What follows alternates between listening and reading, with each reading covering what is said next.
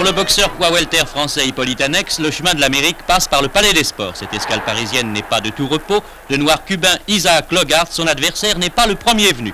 Malgré les encouragements, le boxeur français a beaucoup de mal à déborder Logart, fort bon styliste et boxeur puissant par surcroît. Annex s'en est rendu compte sur un crochet au foie. Il est allé au tapis pour 8 secondes. Les admiratrices du français en ont encore des inquiétudes. Inquiétude bien vaine cependant, Annex refait le terrain perdu grâce à une boxe plus claire et des coups plus précis. Un connaisseur dans les fauteuils de ring, Jean-Paul Belmondo. Match nul, pas d'accord dit-on dans le clan français. Juliette Gréco ne sait trop quoi en penser. De toute façon, Annex et Logart auront sans doute une nouvelle fois l'occasion de se départager.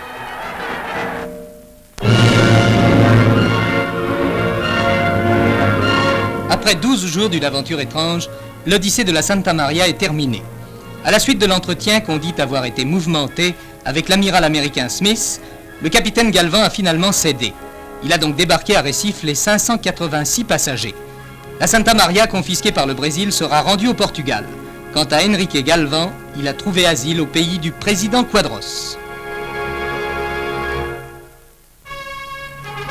Dans le décor futuriste de la toute neuve capitale du Brésil, Brasilia, créée de toutes pièces dans un désert, se sont déroulées les cérémonies d'investiture du nouveau président de la République, Jânio Quadros, élu au mois d'octobre dernier.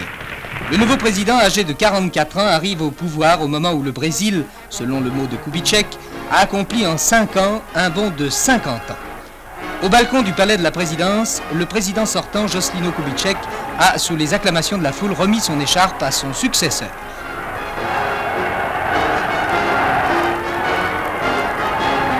Bienvenue et bonne chance donc au président Quadros. Double malheur sur la Belgique. Déjà depuis ces derniers jours, des inondations provoquées par la montée de la Sambre jetaient la désolation et la ruine dans le borinage. Plus d'1 mètre d'eau dans les rues. Et les tristes spectacles de cette invasion liquide contre laquelle l'homme est impuissant. Mais l'action des pluies devait déclencher un sinistre plus tragique. Un crassier s'est répandu sur un hameau. Près de Liège, à Moulins-sur-Fleuron, un énorme fleuve de boue noirâtre faite de cendres et de poussier, large de 30 mètres et haut de 12, s'est rué sur une distance d'1 kilomètre, ensevelissant tout sur son passage. Le roi Baudouin et la reine Fabiola sont venus apporter aux populations éprouvées le réconfort de leur présence et de leur compassion. Plusieurs centaines de sauveteurs fouillent sans arrêt cet amas de boue et de cendres. Une dizaine de maisons écrasées, 11 victimes et plus, l'horreur et la peur dans toute cette région où les crassiers sont innombrables. Tel est le nouveau malheur qui frappe le peuple belge. Le voyage de la reine Elisabeth en Inde se poursuit. Avec le cérémonial habituel, la reine et le prince Philippe sont naturellement allés visiter à Agra le célèbre Taj Mahal, véritable poème de marbre élevé voici 300 ans par un Raja à la plus chère de ses épouses. À Karachi, capitale du Pakistan, la souveraine a trouvé pour l'accueillir une haie de jeunes filles chargées de ces étranges bijoux d'or qu'on n'a pas coutume sous nos ciels d'Occident de voir ailleurs que dans les vitrines des musées. L'Inde des Rajas est morte, mais elle fait encore rêver.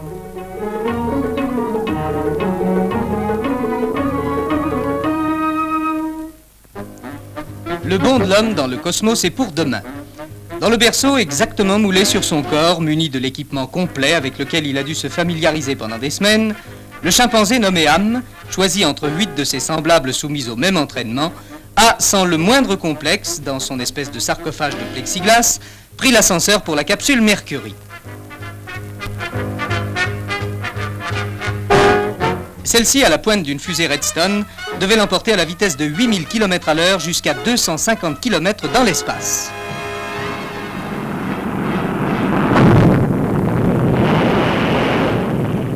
C'est exactement le futur voyage du passager humain que le chimpanzé Ham va nous faire connaître. À la seconde prévue, à 60 km d'altitude, la pointe de sa fusée se détache. Puis, c'est au tour de la capsule qui contient le passager. La capsule, grâce à l'énergie acquise, continue sa montée jusqu'à 250 km. Pendant près de 5 minutes, la capsule poursuit sa course dans les terres à l'allure folle de 8000 à l'heure. 3 rétrofusées coupent son élan et réduisent sa vitesse. Elle amorce sa descente. Ces fusées, leur tâche accomplie, se séparent de l'habitacle pour réduire son poids. Et les parachutes entrent en jeu tour à tour jusqu'à l'océan où la capsule est attendue. Disons que les pronostics ont menti et que la capsule est tombée à 200 km plus loin que prévu. Elle se signalera aux patrouilleurs lancés à sa recherche. C'est ainsi que 2 navires la repèrent et que nous la retrouvons sur le pont du Donner où le berceau de Ham était retiré de son habitacle. Ham, bien vivant, paraissait satisfait de cette aventure vertigineuse qui avait duré 3h46. L'homme dans l'espace est maintenant pour bientôt, pour demain.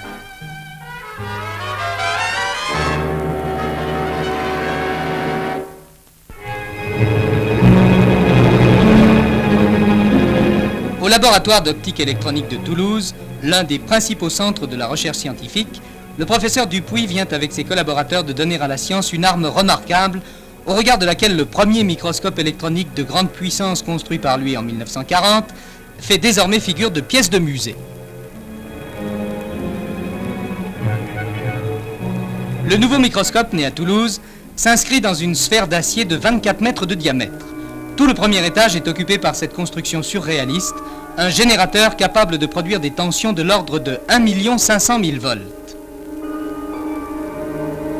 S'y ajoute un canon à électrons, colonne dans laquelle les électrons sont accélérés jusqu'à atteindre la vitesse de la lumière, 300 000 km à la seconde. Enfin, lui faisant suite, à l'étage inférieur, surmonté par son coffrage de protection contre les rayonnements, voici le microscope proprement dit. 3 mètres de haut, 4 lentilles, 4 tonnes.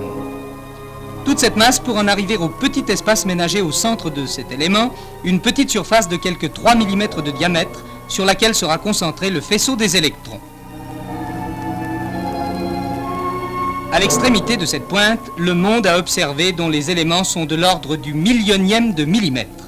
Avec ce microscope le plus puissant à ce jour, on aura une vision parfaite de ce qu'on n'avait pu jusqu'ici qu'entrevoir. Et voici la technique de l'observation. 2 caméras de télévision serviront au centrage du faisceau d'électrons.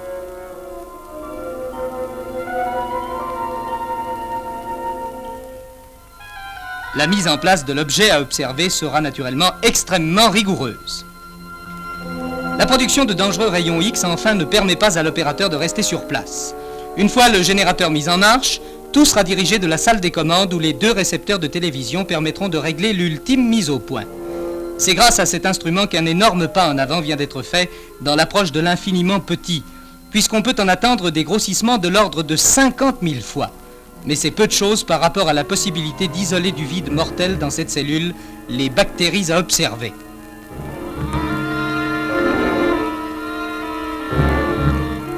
C'est ainsi que l'équipe du professeur Dupuy a pu, pour la première fois au monde, obtenir des photographies d'une bactérie vivante, grossie ici 17 000 fois,